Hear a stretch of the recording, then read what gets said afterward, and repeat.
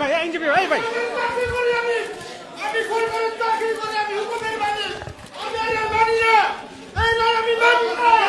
এই নয় আমি মানি না, এই নয় মানি না, এই নয় আমি মানি না, এই নয় আমি মানি না। সরকারি চাকরি করি, সরকারি করি, আমি সরকারের চাকরি করি,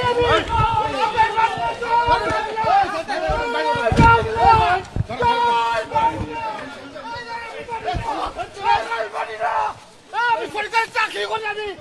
সরকারের গোলাম, আমি সরকারের গোলাম, আমি চাকরি করি, আমি কারো হুকুম মানি না, আমি সরকারের হুকুম করছি, আমি সরকারের